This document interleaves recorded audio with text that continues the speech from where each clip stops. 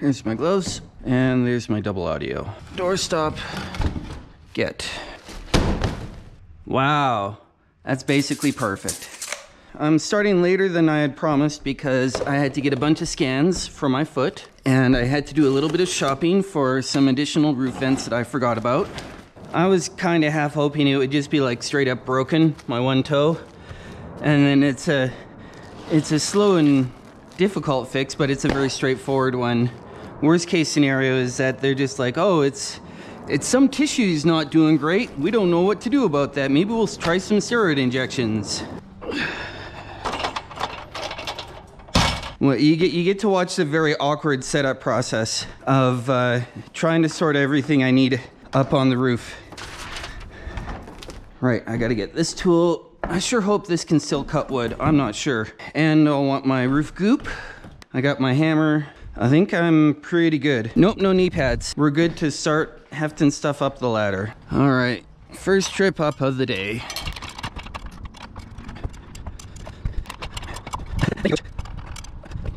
I started housework because when I bought my first house, it came with a leaky toilet. And I knew that leaky toilets could get really expensive over time. So I call a plumber to come and fix my leaky toilet. And the first thing plumber says is, okay, it'll be like 200 bucks for me to come out. And then any work I do on top of that is extra. And if I need any parts, it's extra too. And I'm like, so this could be like a $300 or $400 call. And he's like, oh yeah. So I say, okay, thanks for your time, click. And I head on over to YouTube. And I'm just like, how to fix leaky toilet? Because usually when I'm YouTubing, I'm in the middle of a ladder. So I wanted to make sure I portrayed that accurately. And so I watched all the YouTube videos about all the things that might be leaking with the toilet. And go to the hardware store and bought everything they had. And it was like 100, 150 bucks worth of stuff. Bring it all back and spend maybe 15, 20 minutes figuring out what's wrong. So then I take everything that I didn't use back. And so it cost me like 15 bucks in material and 2 trips to the hardware store. And then after that, it was like the girlfriend I had at the time wanted a new master bedroom. So it's back to YouTube. And then new floors, a new kitchen. And every time it was back to YouTube. And now it's like new roof, a new garage. I built that garage, by the way. Now it's gone to the point where I've replaced all of my HVAC. Yeah, I do all my electrical. I do all my plumbing that I'm allowed to. I'm not allowed to do gas work here. Okay, I think this is last thing. I guess we'll find out as we get started.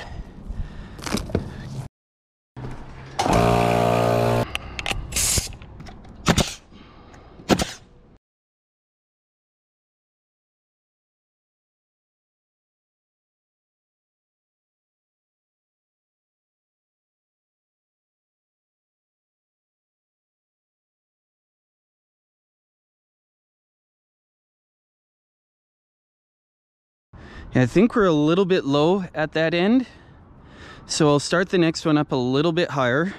But I think other than that, we're doing a pretty good job of straightening this out. My goal for today is to get this entire side totally done, but that means installing 9 vents as well.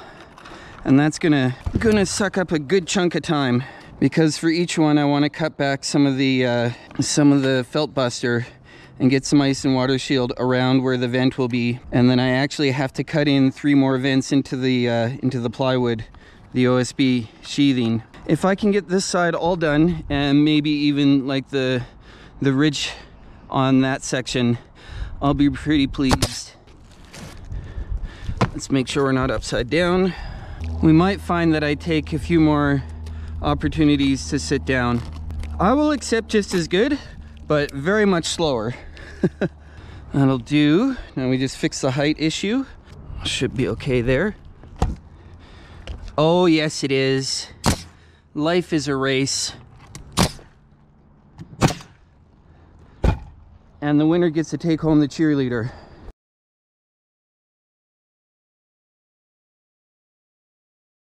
Now if water has already gotten somehow between this shingle and this ice and water barrier, but not gotten under here, but did get up under here, like This is just not a path for water here, so this is just to help hold this edge of the shingle down, because I didn't want to get any nails closer to the edges than that.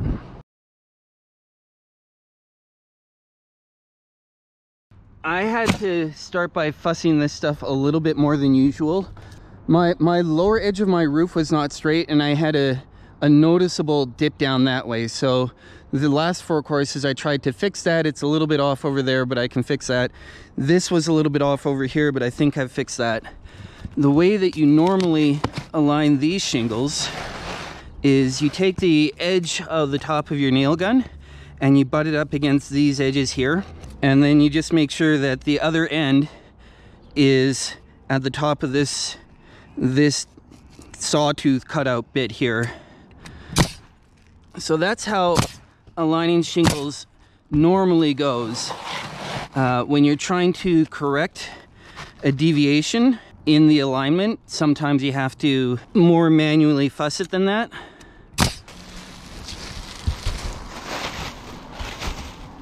The purpose of the shorter shingles on the end is to stagger your seams. So if you just did full shingles all the way down the edge, you would have the seams lining up like this all the way down, and you would never actually have coverage at the edge.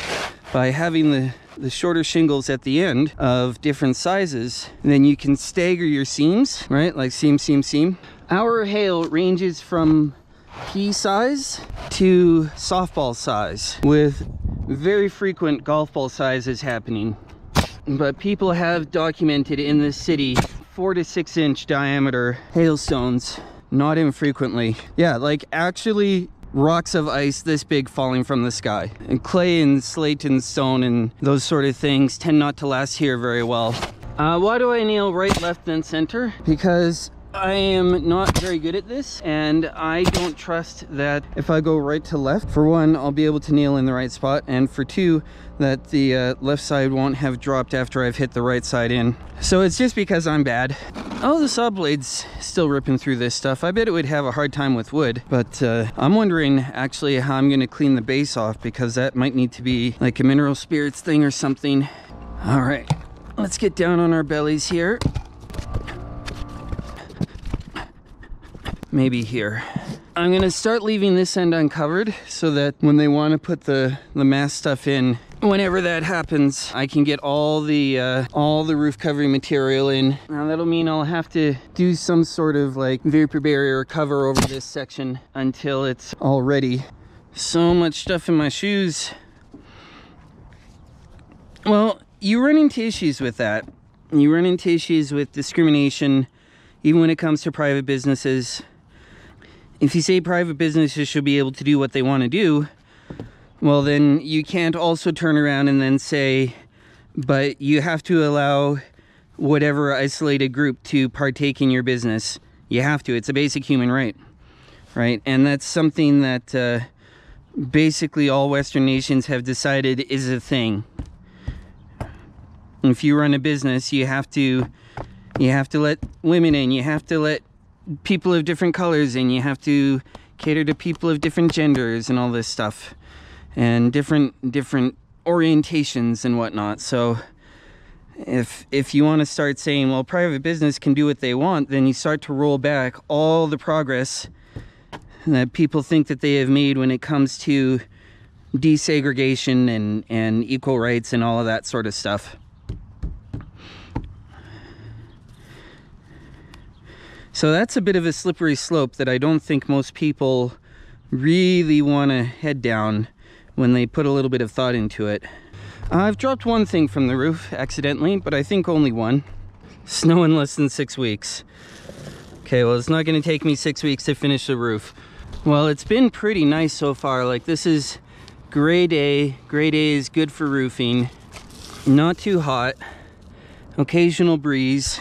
Okay, so we're gonna start by cutting back most of the felt buster underneath where I want to put the ice and water shield, but I'm gonna leave about a 1 inch overlap on the edge, except at the bottom. The ice and water will go over that.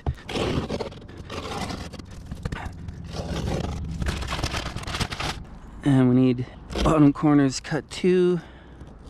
So ice and water shield goes around all roof penetrations if you can, and vents count as roof penetrations. This gets put down underneath these,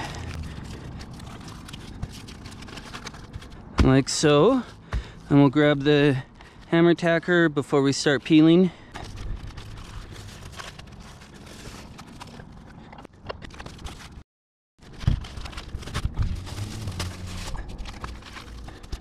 People put vents in the attic ridge. Come on, come on, almost got you, almost got you. So close. Because you need a certain minimum amount of venting space, and you can't get that just by putting gable vents on. You can add a little bit of venting with gable vents, but you can't vent a 1,300 square foot house just with gable vents.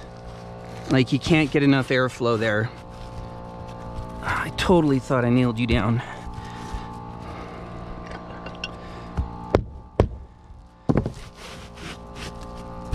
So you need a certain minimum amount of vent space, and that's defined by building code.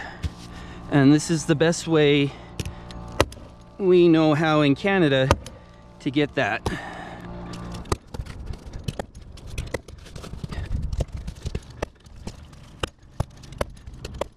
If you were going to turn attic space into a usable, livable space, then you would have to deal with it very differently here. In general, attics here are not considered living space. Okay, yeah, very different rules there, I would imagine. So the main thing that this ice and water barrier does, you can see it along the front edge here. Code requires it here to extend up along the roof line so that it is 2 feet beyond where the heated building starts. So, you know, you've got a bit of overhang there. You've got to come up beyond the roof, past the overhang, and then 2 feet over the heated area. And that's designed to prevent any ice damming from happening. And I think we should be okay to start cutting these vents in.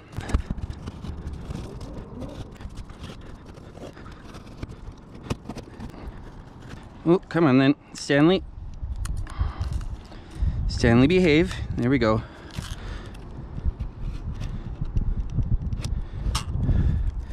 Yeah, vents are slow. That's why I was saying, if all I get done is the backside with all the vents in, I'll be okay with that. Especially when I'm over fussing them with the ice and water shield. Like, that is steps most people don't do. But I figure if I've got the opportunity to make it a little bit better, and I've already got the material, and I have to put the vents in anyway, then a little bit of time for a little bit better finished thing, not so bad. Getting my vents in my new roof here, and I figured out one nice way to get things lined up so you don't have to guess too much, even if your framers didn't cut you very nice holes, is get that lined up about there, put a quick mark in, get your center verticals lined up, go straight up until your side verticals are about where you need them. And then I can just get one nail in at the top until I get my shingles brought up close enough that I can get this pivot aligned properly. Hopefully that helps anyone else if you've ever tried to like fuss moving it around too much. And now I can get the next 2 full courses in all the way up to at least there. I do have the world record best time for new roof installation streamed on Twitch. I'm kind of thinking it might be nice to get far enough this way that I could actually finish this side all the way up, including the ridge. But I'm also thinking it would be nice to get all the vents in today. And this should be a 6-inch. Yep, so I need a hole that is, we'll call it 7 inches square, centered on that.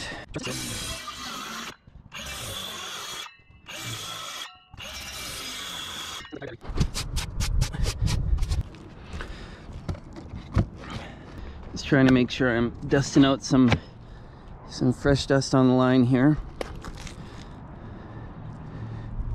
Yeah, that's how off we are here.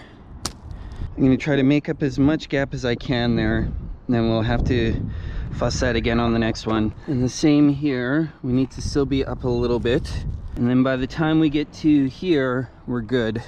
We're gonna cut back here how much we think we need, and then we're gonna get it roughly in place and walk down there and eyeball it and see how straight we can get it, because I won't be able to snap through the vent here.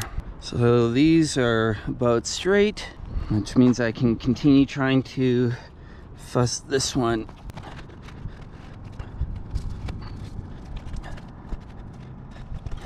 And based on my grids, this should be pretty good.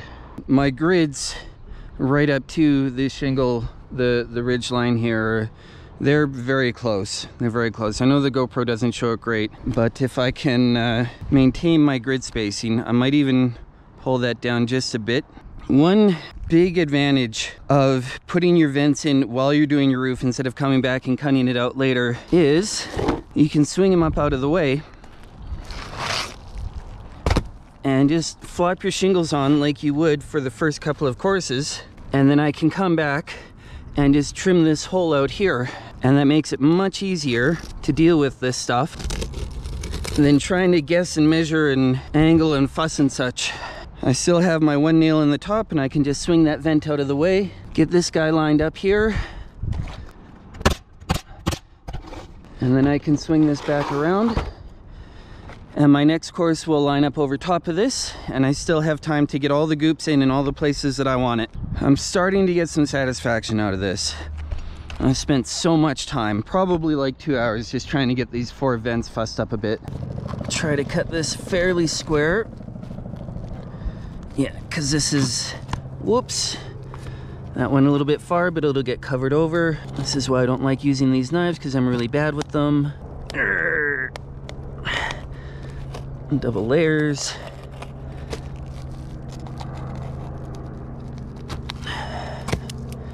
So it's either this or like a 10-inch and get a better lap there. I want to nail down these two, and then I'll pull my shingle up, and then I'll get my sealer on.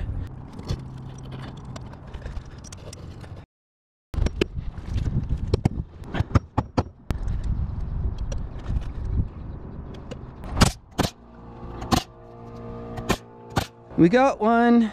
I'm pleased. Don't worry about oopses. Oopses happen. Oops, I oops a lot, don't you worry. And I oop. There must have been a stud under that one, so I wouldn't go in two. Like that. See? I can do it in 2 hits. Hashtag pro streamer, hashtag pro roofer, hashtag speedrun roofing, hashtag fastest roofer on Twitch. Oh, how old am I? The only answer I have to that is I'm younger now than I ever have been. People are terrified about vents and any sort of roof protrusion, so they say put goop everywhere except where you want it to potentially have water run out. So if water gets underneath everything, you don't put it underneath this front edge, because if somehow water does get past all the layers of everything, you want it to have a path to get out here. But other than that, it's like just goop everywhere pretty much. What would you have me change it to? And who are you going to pay to do the graphics for me? That's the real question. Different color mousses? But I'm colorblind. The question is, can I just flop it over and be okay? I think so. Let's check that with a bit of ridge. What I'm wondering is, if I put this about in the middle, will that cover this bit of overlap here?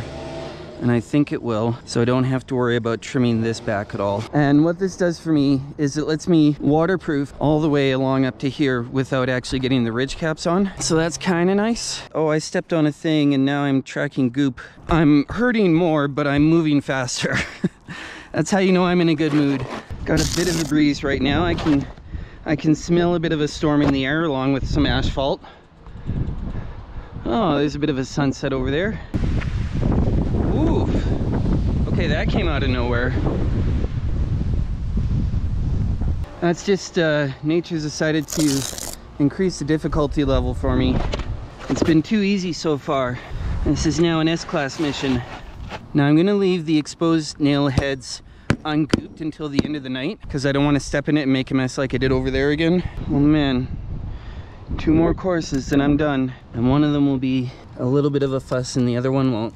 A big part of new life for me is not give in to those sorts of, man, I'm cranky, I'm gonna take it out on people, hey. You know, I want to do better than that. Yeah, but that's still no excuse. Like, I don't want I'm tired to be a justifiable excuse to treat people bad. I don't want people to treat me bad because they're tired. Come on. You know, if someone just wants to treat me bad, I would rather it be a conscious, I'm choosing to abuse you because whatever reason, like you deserve it, or I'm a terrible person, or just like whatever. I would way rather have that than like careless, accidental. So the way I look at it is like, say you're working on a construction site. I know this is a tough analogy to follow, but just bear with me here. Say you're working on a construction site and you drop a brick on someone's foot. Now that person's foot, did I already step in that? Yeah, I sure did. Now that person that you dropped the brick on will be understandably unhappy about it because you're careless enough to drop a brick on them in the first place. Whether they meant to do it or not, or whether you meant to do it or not, you still dropped a brick on them, right? And they still get damaged, they still get hurt. Now, what if you come to someone and say, oh yeah, dropped a brick on your foot, but sorry, don't be mad at me because I was tired. That's why I dropped a brick on your foot. Okay, well that's kind of a crappy thing to say to someone. Like don't be upset with me because I was tired. What it says to me is you didn't care enough about the person to make sure that you didn't drop a brick on their foot. And then if you do say sorry, then you better darn well make sure for the rest of the time you ever associate victim blaming. Oh, you're gonna get me banned from Twitch, that's against TOS. You know, if you are apologizing and you do actually feel sorry, you're gonna do your very darndest to never treat that person that way again. That's part of what I'm saying here, is that I really am trying to do my darndest to not treat people like that. It does me no good to be overly aggressive at someone, so why put them through my over aggressiveness? You know, I don't want to be like that. It's not my fault. That brick just really wanted to hug your foot. All right, that is almost all the fussy done. I got to get one cut here, run a course out along here. And the only thing I have to watch out for is I had a couple of funky cuts in the middle here. Okay, I'll have to cut this one to length, and I'll have to make one more cut for the one down at the end, but other than that, we're done cutting. How about we not put that upside down? Good idea, Moose. Let's try. That one's a little bit. Let's try a little bit for this one. We need other things. Newfoundland is weird. Oh, like ones. Gotcha. Oh, it's only right.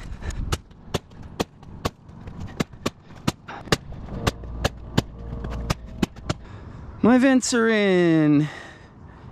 Woo!